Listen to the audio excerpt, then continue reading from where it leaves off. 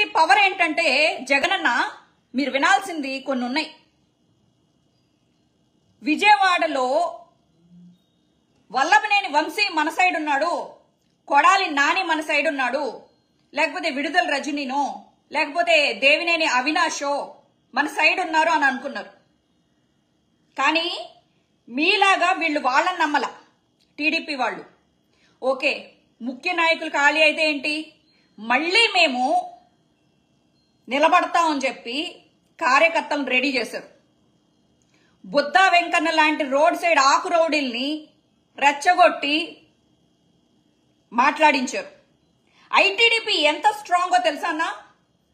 వాళ్ళ కార్యకర్తల్ని బాగా రెచ్చగొట్టి వాళ్ళు ఐటీడీపీ వాళ్ళు ఏం చేస్తారంటే గ్రూపులు పెట్టుకుని సోషల్ మీడియాలో యాక్టివ్గా ఉండి వైఎస్ఆర్సీపీ ఏం మాట్లాడినా అది అబద్ధం, అది తప్పు అని ప్రూవ్ చేయడంలో చాలా బిజీగా ఉంటారు.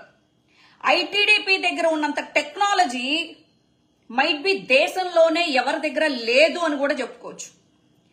ఐటీడీపీ ఎంత డబ్బు తన కార్యకర్తల కోసం పోషిస్తుందంటే అసలు టీడీపీకి ఉన్న పవర్ ఏంటో తెలుసా జగనన్న? టీడీపీని టచ్ చేయాలన్నా ఎందుకు భయపడతారో తెలుసా? వాళ్ళ కార్యకర్తలనే, ఇంకా నేను ఒక మాట మాట్లాడను, వాళ్ళని తయారు చేస్తారు అలాగా. ఒక మాట అంటే సోషల్ మీడియాలో అది మళ్ళీ రెస్ట్రిక్షన్ వర్డ్, ఆ వర్డ్ వాళ్ళని కవచంలాగా తయారు చేస్తారు. వాళ్ళ చుట్టూ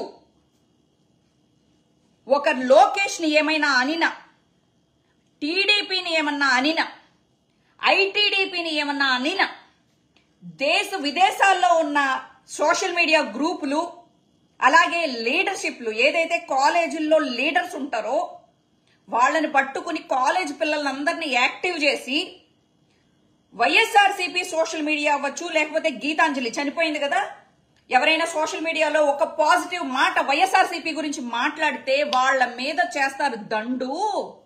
ఇప్పుడు నేను ఎందుకు చెప్తున్నానో తెలుసా? సుందరకాండలో రావణాసురుడి గురించి ఆంజనేయ స్వామి వచ్చి చెప్పినప్పుడు రాముడికి అర్థమైంది లంక ఎలా ఉంటది, రావణాసురుడు ఎలాంటోడు, రావణాసురుడికి ప్లస్లేంటి మైనస్లేంటి ఒక ఆంజనేయుడు చెప్తే రాముడికి అర్థమైంది. అలాగా ఈరోజు వైఎస్ఆర్సీపీకి ఐటీడీపీ గొప్పతనాన్ని, ఐటీడీపీ అలాగే టీడీపీ గొప్పతనాన్ని నేను మీకు చెప్పకపోతే మనం ఎప్పుడు భ్రమలో బతకాల్సి వస్తుంది. ఈ రకంగా వీళ్ళని అసలు రెచ్చగొట్టి కొట్టించి ఇప్పుడు ఏంటి కళ్ళు మూసుకున్నారా? వాళ్ళకి తెలియట్లేదా? మనందరికీ సోషల్ మీడియాలు ఉన్నాయి, మనందరికీ దాడులు జరుగుతున్నట్టు తెలుస్తుంది. కానీ టీడీపీ మీరు చాలా స్ట్రాంగ్, ఐ అగ్రీ దట్. కానీ ఆడవాళ్ల మీద చేతులు చేసుకుంటున్నారు, చిన్న పిల్లల్ని ఏడిపిస్తున్నారు, అభం శుభం ఎరగని సామాన్య ప్రజల్ని ఏడిపిస్తున్నారు, వాళ్ళ మీద చేతులు చేసుకుంటున్నారు. అది చాలా చాలా చాలా చాలా చాలా తప్పు. మీకు ఎప్పుడు ప్రతిపక్షము అంటే ప్రతిపక్షం లేదు,